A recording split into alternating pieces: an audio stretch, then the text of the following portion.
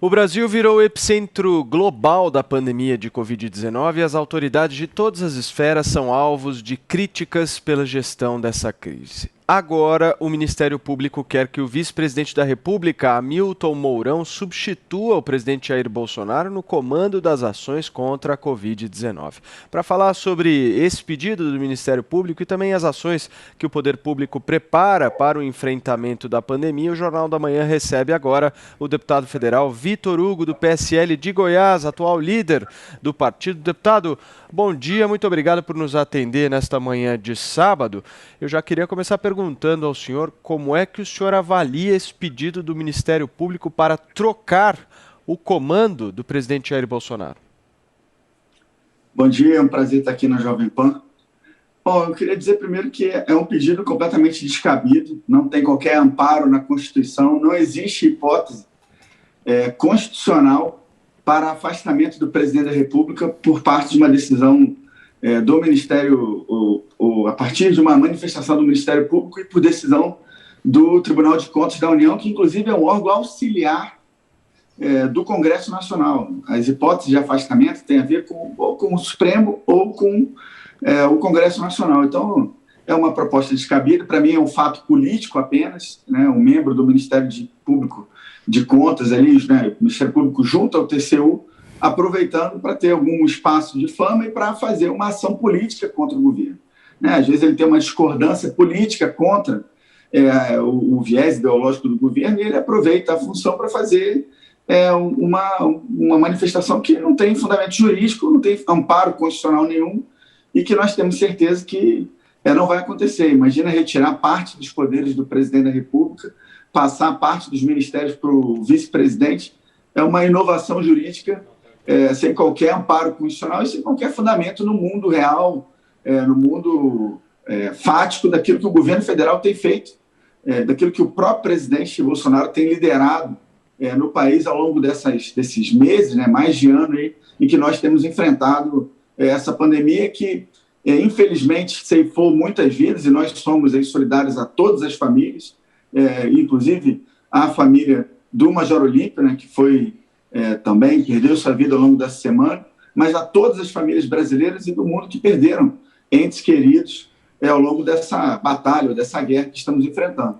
Mas o governo federal tem feito um esforço e o presidente à frente para salvar vidas e preservar empregos. E é assim que eu interpreto as falas do presidente da República, do presidente Bolsonaro, que sempre também faz questão de ressaltar, ao lado das preocupações, ao lado, por exemplo, da busca pelas vacinas, né, foram assinados aí novos contratos aí com a Pfizer, com a Johnson & Johnson, e aí já temos aí mais de, se eu não me engano, 400 milhões de doses asseguradas até o final desse ano, o que vai ser suficiente para imunizar a população brasileira como um todo.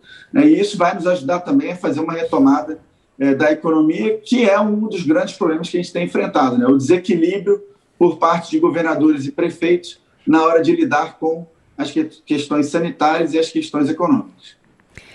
Deputado, bom dia. O senhor acabou de dizer que o presidente Jair Bolsonaro faz esse esforço de salvar vidas e preservar empregos ao mesmo tempo, que não é o que estamos vendo em nenhum dos dois cenários. Nós estamos no momento mais crítico da pandemia aqui no Brasil, com o colapso do sistema de saúde, as pessoas estão morrendo esperando leitos de UTI e o desemprego também atinge níveis recordes, além da economia estar indo para o buraco. Então, eu te pergunto, quais são essas medidas que o presidente se refere? Se são as vacinas, por que não foram assinadas antes? Bom, primeiro dizer que eu respeito a sua opinião, mas eu discordo veementemente dela. Todos os países do mundo, nesse momento, estão enfrentando dificuldades em função, inclusive, da duração da pandemia, que superou as expectativas de todos os analistas naquele primeiro momento que nós começamos lá atrás, no ano passado, a enfrentar, e o governo, atuando inclusive no próprio Congresso Nacional, fez muitas medidas. Não podemos falar, por exemplo, da descentralização de recursos que foi feita por parte do governo federal numa única votação, mais de 200 bilhões de reais, né, para estados e municípios, que é algo sem precedente na história do Brasil. Se a gente for pensar aquilo que seria feito que foi chamado pela própria equipe econômica como a revisão do Pacto Federativo, que era uma descentralização não só de recursos, mas também de poder, previa que a União centralizasse para estados e municípios 450 bilhões de reais em 15 anos. E numa única votação, apoiada pelo governo, nós descentralizamos mais de 200 bilhões de reais no ano passado, fora o auxílio emergencial, que distribuiu aí para as famílias mais carentes mais de 320 bilhões de reais em parcelas iniciais de 600, depois de 300 reais. Tivemos também uma série de aportes financeiros para ajudar iniciativas internacionais para a busca da vacina, né? Aderimos a uma série de iniciativas a nível mundial, com bilhões e bilhões de reais, medidas provisórias que foram aprovadas na Câmara dos Deputados, fora ações interministeriais diversas, as Forças Armadas distribuindo kits de teste, distribuindo equipamentos de proteção individual, redistribuindo pacientes quando aconteceu o problema maior lá, por exemplo, no Amazonas, e fazendo todas as medidas que eram possível o governo federal fazer. Agora, houve também uma decisão do Supremo Tribunal Federal que reforçou o papel dos estados e municípios na condução das ações contra a Covid-19, e com os recursos que o governo federal enviou, era possível que os governadores e os prefeitos se preparassem melhor para esse momento que nós estamos vivendo agora de recrudescimento da crise, pelo surgimento de novas formas aí do vírus, e isso não foi feito. Muitos governadores se desfizeram de hospitais de campanha e hoje reclamam de falta de leitos, né? Respiradores foram distribuídos aí pelo governo federal e o presidente, corretamente, sempre preocupado com o viés econômico, porque essa é uma realidade. Eu vou receber, por exemplo, daqui a pouco, um grupo de empresários aqui de Goiânia. Eu conversei ontem à noite com um grupo de empresários lá de Catalão, que é uma cidade aqui do sul do estado de Goiás, e eles desesperados pelo lockdown, né? Tem famílias para serem sustentadas, não só as suas próprias, mas famílias que dependem também das suas empresas e os autônomos. Então, o governador e o prefeito que não adota medidas equilibradas nesse sentido, deveria estabelecer ele próprio um auxílio emergencial, porque é muito fácil você fechar tudo, fazer um lockdown com base em necessidades que são reais. É lógico que a gente não nega a necessidade que nós temos de adotar medidas mais restritivas, mas fazer o lockdown completo é desprezar o viés econômico dessa crise, que também pode ceifar vidas, que também pode levar à depressão, que também pode levar o nosso país a um estado ainda muito pior, né, dessa relação que é ruim entre a crise sanitária e econômica. Eu vi o senhor mencionando os seus sentimentos, enfim, desejando inclusive os seus pêsames à família do senador Major Olímpio, que infelizmente perdeu sua vida nesta semana, mas o presidente Jair Bolsonaro não fez o mesmo. Ele se calou, permaneceu em silêncio e sequer fez qualquer manifestação pública sobre a morte do seu ex-aliado. A gente sabia, sim, que o Major Olímpio atualmente estava em oposição ao presidente Jair Bolsonaro, mas o senhor não acha que faltou uma fala do presidente Jair Bolsonaro em relação à morte do senador? Eu não posso fazer essa avaliação. Essa é uma decisão de foro íntimo do presidente, e essa pergunta você tem que fazer para ele, né? Eu imagino, como eu tenho visto também ao longo do tempo, o presidente não tem feito manifestações no falecimento de nenhuma pessoa. Ele faz manifestações coletivas, e acho que talvez... E eu tenho essa preocupação também, na grande maioria das vezes eu não comento mortes, falecimentos de políticos ou não, em função de a própria família poder interpretar como sendo o uso político ou dar um viés político para o comentário que é feito. No caso particular do Major Olímpio, eu o conhecia, embora tivesse divergências claras aí com o posicionamento dele em relação ao governo, pela proximidade que desenvolvia, até antes de ser deputado federal, quando era consultor legislativo concursado da Câmara dos Deputados, tinha uma proximidade com ele. E aí fiz até uma exceção à minha própria conduta normal de não manifestar nas redes sociais em relação a falecimentos por causa da Covid.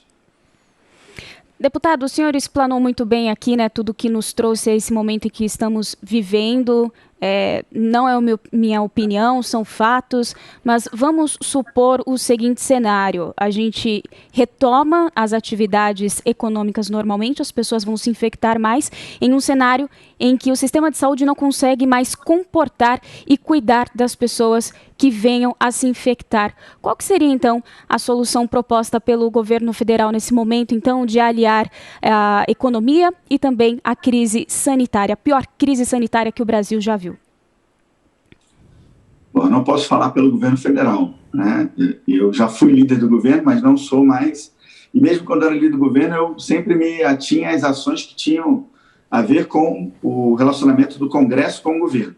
Mas o que eu posso dizer, de maneira geral, né, das minhas expectativas em relação às ações, e não só do governo federal, mas dos governos estaduais e municipais, primeiro, a retomada aí dos hospitais de campanha para que a gente possa ter uma recomposição dos leitos de imediato, né, um esforço grande para a busca de vacinas, como o governo federal tem feito, né, novos contratos sendo assinados. Nós já temos uma rede e uma estrutura logística muito arraigada, muito forte, em função do nosso Plano Nacional de Imunizações, que é um sucesso mundial nesse sentido. Então, conforme as vacinas forem chegando ou forem sendo produzidas pelos nossos próprios laboratórios, essa distribuição, essa aplicação, ela vai ser rápida, como tem sido muito rápido. Eu defendo também a questão da adoção do tratamento precoce, não do tratamento preventivo com uso aleatório de medicamentos, mas o tratamento precoce feito por médicos. Eu fiz, inclusive, uma live sobre isso com a doutora Ellen e com o doutor Francisco, aí de São Paulo, inclusive, o doutor Francisco e a doutora Ellen aqui de Goiás, na segunda-feira passada, e eles explicaram como se dá, quais são os estudos que existem que defendem. E ontem, inclusive, na quinta-feira, estive com um técnico do Ministério da Saúde que congregou todos os dados da pandemia até esse momento. Tem até um painel público, quem quiser acessar e colocar. Seria interessante que a imprensa acessasse e fizesse ali as suas análises. Chama Localiza SUS, é só colocar na internet, você vai ver vários painéis, inclusive alguns que fazem comparações entre aqueles estados que adotaram o tratamento precoce, como, por exemplo, o Pará, com a curva, né, compara-se a curva da pandemia dos contaminados e de óbitos do Pará, por exemplo, do estado do Pará, com o estado do Amazonas, onde não se adotou o tratamento precoce. E você vê claramente, com os dados atuais, são milhares e milhares de casos, no caso do Brasil são milhões de casos, e você consegue identificar que realmente houve, a partir do tratamento precoce, receitado ali por um médico, acompanhado por médicos, e houve um achatamento completo da curva. Então, nós temos várias opções, né, para que a gente possa, adotando medidas restritivas, mas que garantam a saúde, mas que não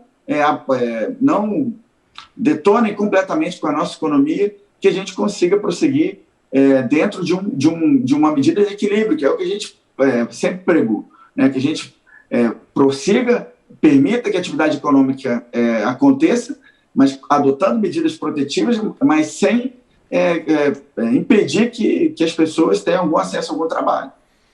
Perfeito, nós conversamos aqui no Jornal da Manhã com o deputado federal pelo estado de Goiás, Major Vitor Hugo. Major, muitíssimo obrigado pela conversa e volte sempre aqui ao Jornal da Manhã. Ótimo sábado para o senhor. Bom, eu que agradeço, sempre à disposição. Um bom fim de semana a todos.